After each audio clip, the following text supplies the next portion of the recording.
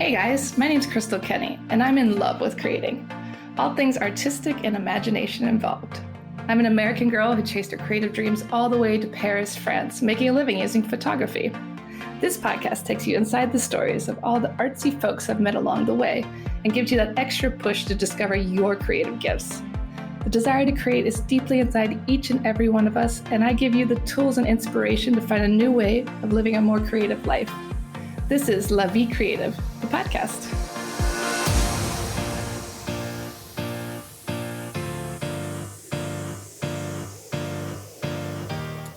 Valerio Lysander has traveled the world performing his music. He's a songwriter and a musician, and he's been recognized by the BBC multiple times as a top performing artist.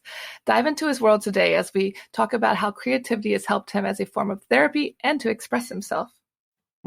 So welcome to the show, Valerio. I'm so happy to have you here. I've been listening to your music. I have a lot of friends who love your music, and I know you played in Paris, and I'm just excited to learn more about you today. I wanted to start off with what sparked your interest in music? Oh, wow. Not an easy question to start with. Basically, my parents were singers, and so I was born into music, basically. I had no choice. And nice. I tried escaping it for a while. I actually wanted to be a dancer at the beginning. A dancer? Yes. But I wanted to be a ballet dancer. But my dad wasn't really happy with that idea, because the 90s in Italy weren't the most gay-friendly place. Not that if you are a dancer, you have to be gay, but that was the sort of connection. Idea. Yeah. So I wasn't allowed. Yeah, I did some like contemporary dance, but that wasn't what I wanted to do. So did it for like a little bit, and then at some point, I don't know why. Actually, no, I know why. There was this show called Saranno Famosi, which is basically the translation of Fame. You know, the series Fame. Yeah, Fame. Yeah. So there was this show that it was called after that, but it was actually with like a live show, like with like singers and dancers and actors. And it was like a competition kind of thing, and I really wanted to get into that show, and that's how I started. I was like 14 maybe, and I was like, okay, maybe if I can't be a dancer in here, I will have to do it by singing. So you went on the show at 14 years old? I didn't. No.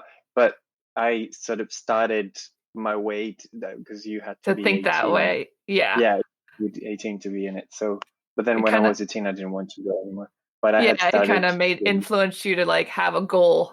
Since you couldn't do ballet, you said, I'll head in that direction. Yeah, exactly.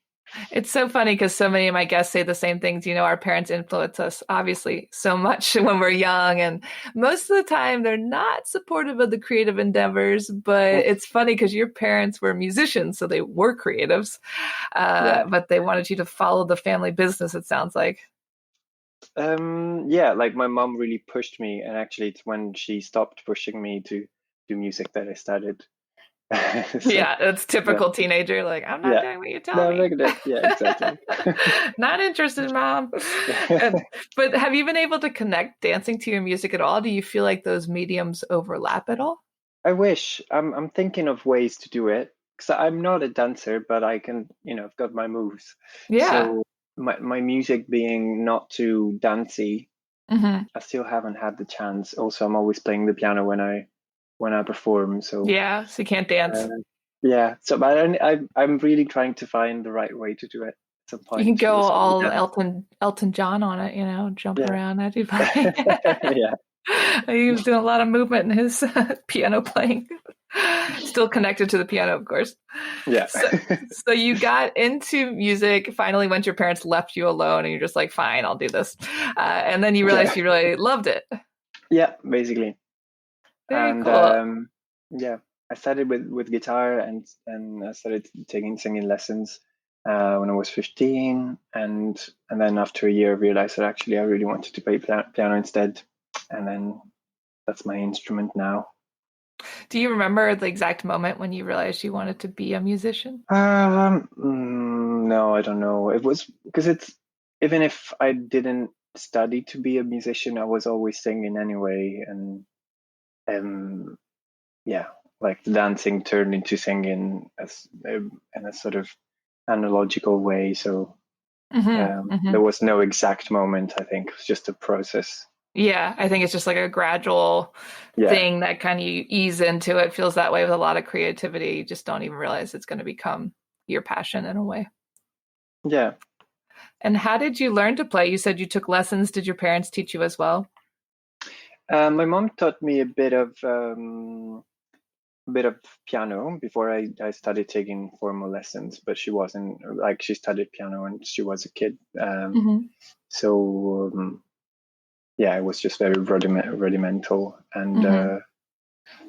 yeah, just little bits. But then I didn't want to do it with them, so I just got straight to the school. I like it. You're like, I have this free education. Nope, I'm going to go over Nope. here. Yeah. Bye, mom. No, that happens all the time, though. We're Yeah. always like kind of spiteful towards our parents for no good reason.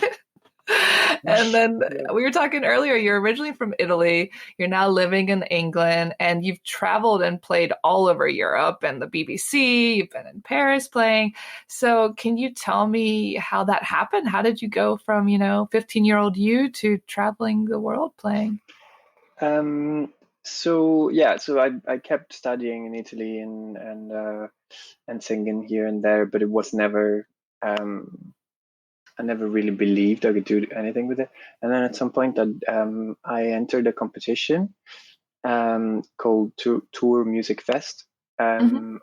and I got to the semifinals, which was a huge thing for me because I hadn't done anything before. So I was like, oh, hey, maybe I am good at this.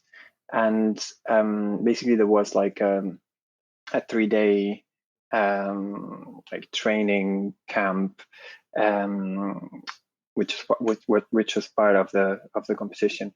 And there were some like Italian music business people, and Hmm. they suggested that I would come to London, or anyway that I would go abroad because I would have more chances with the kind of music that I make. And also I did speaking. I always I've always written songs in English, Hmm. even when I was in Italy. Obviously, I had never lived here, so my English was good, but not great.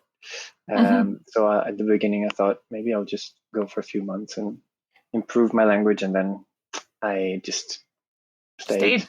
Yeah, you Yeah, just stayed. I think that's how yeah, it happens a lot. People are just like, oh, this is probably not going to work, but I'll go hang out for a couple yeah, months. And then it turns into like your life. And as exactly. you said, you were talking about how you weren't feeling like confident. You're like, oh, probably not that good at this. I'm going to do the show. And then that happened. So, can you talk a little bit about some things you do to like build your confidence when you were starting out? I guess just going into places you were unsure and doing it anyway. Yeah, I'm not sure if I had strategies related to my sing. I mean, I don't know.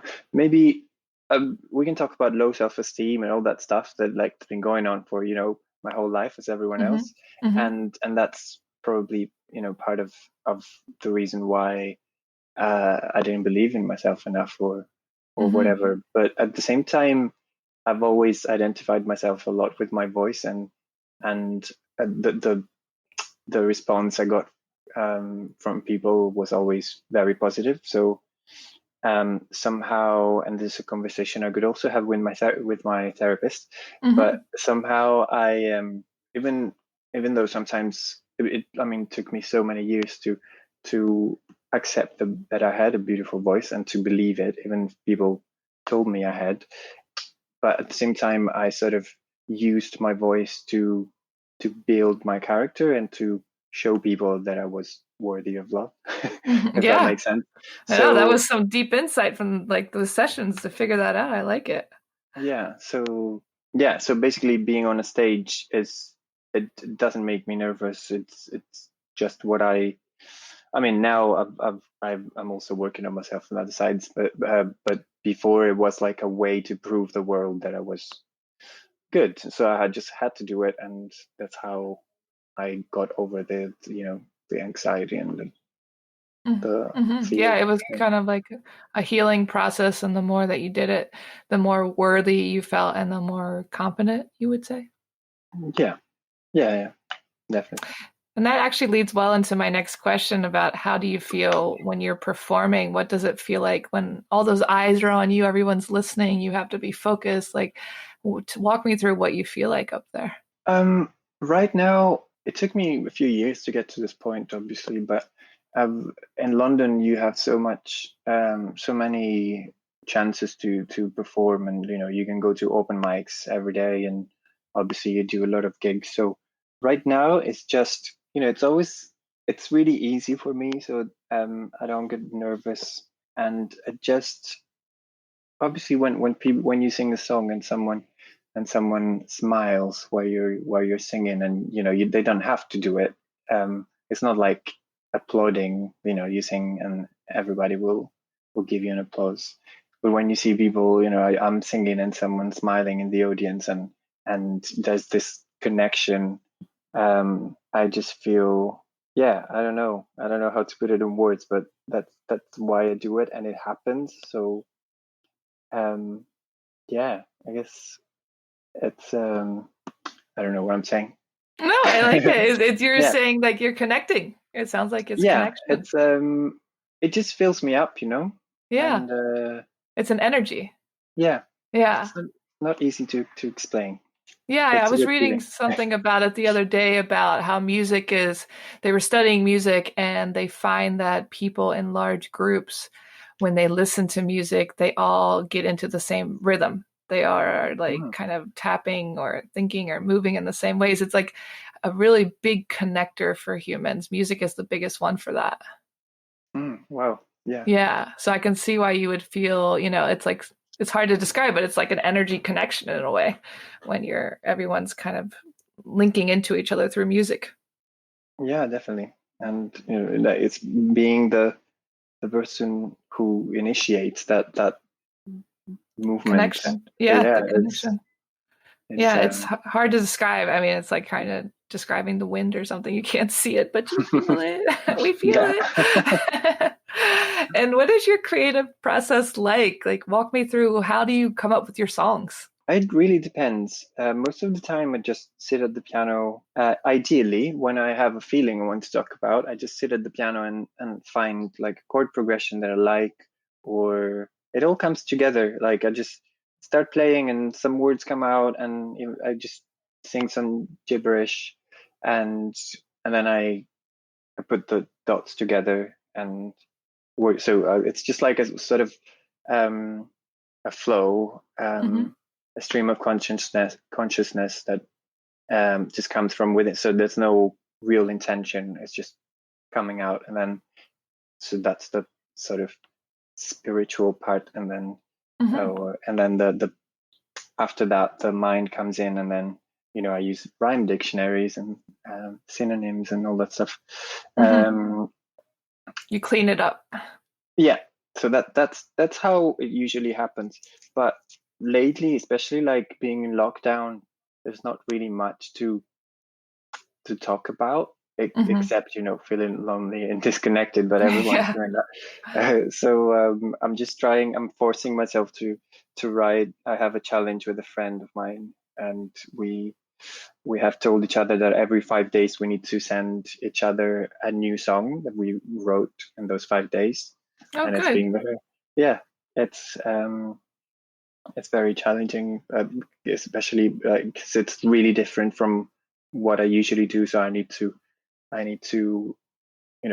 force myself Hmm. to get to the piano.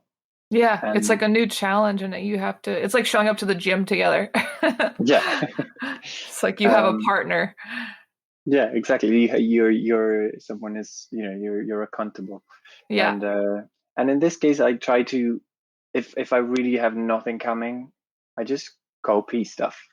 I mean, you Hmm. could say I get inspired by stuff, but it's a Hmm. really good exercise, to get a song and be like, okay, I'm going to write something that sounds a bit like this, and Yeah, yeah. um, It yeah, helps you so get into your flow. It's funny that, like copy inspiration, it can kind of be the same thing, what you just yeah, said.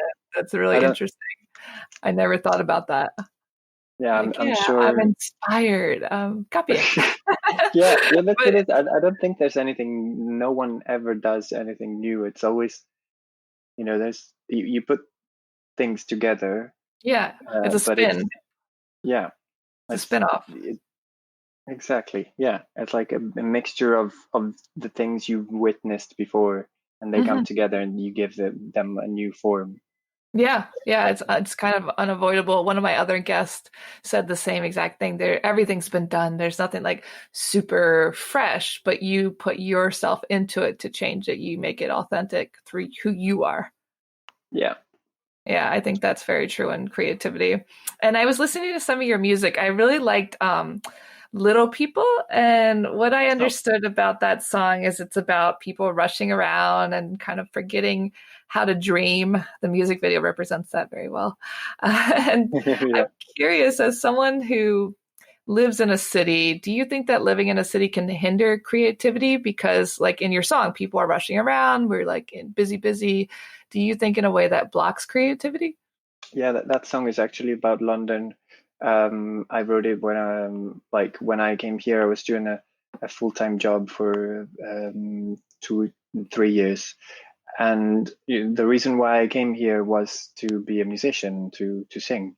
Hmm. But because I was working so much, after 8 hours working, you go back home and commuting, and it's you get home and you're tired, and you don't want to get at the piano and write a song or Yeah, record. And yeah. um, so basically that song is about about the fact that when you go to a big city and you have a dream, you could forget that, because of how things are and how hard it is to live in a big city. Then you might get to forget the reason why you were there in the first place or on this earth. Hmm. um yeah, so definitely it's been very challenging, but the last few years I've been a few full-time musician, so it's not Congratulations. It's not yeah, easy to it's get there. living the dream. Yeah, exactly. It's not no, you have to be a ballerina to live the dream. Yeah, I'm gonna get there too. Yeah, hey, it's never too late. You can just do it for fun. There's Yeah, like people doing it in their 40s. Um, exactly. and do you believe that anyone can be a singer? I do. Yes, as a vocal coach, I have to say yes. No, but Okay. I do believe it. I There's a very interesting TED talk. I don't remember the name of the girl, but basically she says that because our society puts so much pressure on the aesthetic value of the voice, that people get so tense and nervous when we sing or even speak sometimes. And because our vocal cords are such a small instrument, any tiny amount of nerves can, make you sound off pitch Yeah. or give you a bad, like ugly voice. Hmm. And But yeah, I definitely think, that just a lot of times with my students, um, it's all about, like, it becomes a therapy session rather than a singing lesson, Yeah. because it's all about like letting go of your belief and your self-conscious Hmm. consciousness. Yeah, Ego. Yeah. yeah, Yeah. Because your ego can block you in a lot of ways. Yeah, I could see how you could turn into a therapist really quickly because you're like, okay, what are you stressed about now? I can hear it in your voice. yeah, It's exactly. like, so basically, to be a good singer, you got to be super zen. You have to not care about Hmm. how you sound. You have to believe. I mean, it sounds very cheesy, but you have to believe you're a singer Yeah, and that you can do it, and that changes the whole structure of your voice, because we can interesting. all. We can all sing. It's just we get nervous and our voice changes. Yeah, it's all about copying. Again, it's all about replicating sounds that someone Hmm. else does, and then you can do it with your own voice, but you have to believe that you can. Obviously, studying technique and getting insights from an expert can help, but the first thing is to recognize what you like and what you like, what would you would like to sound like, and to be objective about the way you sound. Replicating, yeah. So you Do you have think to that's take why all practice. these rockers were like drug addicts and alcoholics? Because then they stopped caring about what people thought. Probably, yeah. That was the way to do it. It's just to be high all the time. Or meditate. I Yeah, prefer the latter, but yeah. Meditation works too. yeah. And if you could change society in some way with your music, what change would you want? Oh wow. I don't know. I always say that I make music. I mean, I make music because I like it. I like singing, I like writing. But to justify that, I say that I also want to do it to share a message and to give something to people and to so I think that we need to what was the question again? Sorry, got a How to bit lost change the there. world? Yeah, no, how to change your world with music. Change the world. Yeah, so yeah, I always when I write songs, I always try to put a message in them. Hmm. So it's not only like I'm tired of this thing, or I feel bad, blah blah blah. I broke up with you, blah blah blah. There's always like a spin, so the negative turns into positive, Hmm. and it's also like how like my writing process works as a sort of self-growth session. Hmm. So through writing the song and and through analyzing the feeling I'm experiencing, I try to find the solution and I put it in the lyrics. I like that. You're giving a question and answer. Yeah, like yeah, that sort of thing. A Um, solution. Yeah. yeah. I think that's So important because some songs you can get lost in and be like, oh God, heartbreak. Everyone's just going to break my heart. It's so much heartbreak. yeah, exactly. But like you said, it's like healing for the musician as well because they're writing to get it out to feel better. Yeah, yeah, definitely. I don't really write a lot of breakup songs anyway, but Yeah, that's not your genre. Why do yeah, you think that's such a popular genre? Why do you think there's so many songs about love? because it's one of the strongest feelings we can experience, and so it's really easy to empathize. Hmm. Hmm. Um, It's easy to yeah, make it popular. Everyone can feel yeah, heartbreak. They can connect yeah, on that exactly. level. Yeah. And what gives you creative energy? Like what really energizes you to create something? What really energizes me?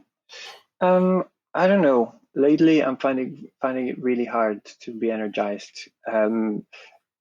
But yeah, I don't know. It's usually like when I'm feeling something, and it's usually they always say like when you feel something bad or like negative emotions, that's when you want to write, because when you're happy, you just want to enjoy it, right? You don't Hmm. want to. Yeah, live um, in it. so usually it's like when I feel something big and need an outlet, and yeah, that's when I guess I enjoy the process of writing Yeah, more. it's an outlet. So it's not like you can really plan, a bad thing to happen to you. It's like you're just trying to Exactly. express like, okay, this happened. I need to get this out. So Yeah. it's not like you're charging yourself up for the writing. Well, that's interesting because some people are like, I gotta go for a run or a walk or meditate or whatever. But for you, you're reacting to, life is up and down.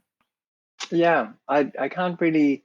Yeah, and as I said, lately the only way I'm writing is by being very mental about it, as in like using my brain more than my heart. And Hmm. yeah, but it's a problem I've been facing since music has become my uh, career. Hmm. Hmm. Um, that that the feelings are sort of blocked by the idea that I have to write and I have to produce and I have to release more stuff. So the writing doesn't come because I really want to. there's always like this voice in my head that says, oh, you haven't written anything in a month, you should write something. And then when that happens, I try and it just doesn't come because it's not natural. Yeah, you can't force it because you can't force your soul to talk. And you try to be completely mental about it. You can, but it goes really wrong. Yeah. It's like your soul is being spiteful to you too. Don't tell me what to do. Yeah. And what's the best advice that has been given to you? Oh, what's the best advice? I don't know. I need to think about it. Yeah, it's okay. We'll just skip that one. Not important. Yeah. Okay. Maybe we could go back at it later. Yeah. And what is some advice you would give to people who are trying to figure out their creativity? Like some people feel like they don't know how to do anything creative. What would you say to those people? I say just do it, and I think the people who succeed are the ones who are more resilient and are able to overcome frustration. My first songs were really bad, and for a really long time, I probably started writing when I was 15, and the first sort of good song I had came when I was 20. So it was a long time of just being very frustrated and mad at myself. But because I really wanted it, then I just kept doing it. And you study what you can do. You if you want to write, you study singing. You sing a lot of stuff. You get inspiration, and you study piano. You study music theory, and you just listen to music. You just like dive into the matter of, and then you just keep doing it. Yeah, you keep showing up until it feels right. Yeah, that's it. I think that's good advice. And what are some future projects you're excited for? I don't really have, especially right now with this with the state we're in. I'm really just focusing on. I'm writing. I got, because I have nothing new to talk about. I just I'm writing. I'm finishing old songs that I started a long time ago. I'm recording some stuff at home, but I don't really have a particular project I'm looking at. I'm just letting the universe guide me. I just released an EP a few months ago, so I'm sort of focusing gliding on that. Yeah, promoting that. Yeah, that's what you need to do. You already did all the work. Now it's the marketing time. Exactly. And where can people find you online? Everywhere. So I'm obviously on Type your name. Spotify. Yeah, on Spotify, Facebook, Instagram, all the stuff. Also on Tinder. There you go. Can they search you on Tinder? Actually, I think you can. You can create. You could do that. Yeah, you can create your own address. I used to have that, but I don't have it anymore. Oh my gosh! I just learned something new about Tinder. Yeah. The groupie page. Yeah. Very cool. There you go, guys. For those of you looking for love in quarantine, you can send people, like a PR press release about your Tinder page. Oh, that's perfect. And thank you so much for chatting with me today. I know we talked about you maybe singing a song for us. Do you feel up for it? Do you want to try? Let's try that. Yeah, let's try. So this is my, let's say, most popular song. Like after every gig, people go like, "Oh, great set," but that song, and it's the one that I really like playing. But it's also when they go like that song, I'm like, "Oh, really? Do you not like anything else?" But they hey, like what they like. You gotta play what they want. Let's do it. And it's called Cotton. It goes like this. I'll just play the chorus. Okay. Sometimes I feel like I'm nothing more than flesh. Oh, and I feel the heaviness inhuman and limited. Then I wish I could run naked in the streets. Oh, oh. Beautiful. I can see why everybody wants that song. Encore, encore. That's really a beautiful song. Thank you so much, Valerio. Thank you for having me. Thanks so much for tuning in to La Vie Creative. You can find more information on MissParisPhoto.com. And if you enjoyed this show, please feel free to share and spread the word for all my creative guests. We have the power to help them to keep doing what they love. See you next time.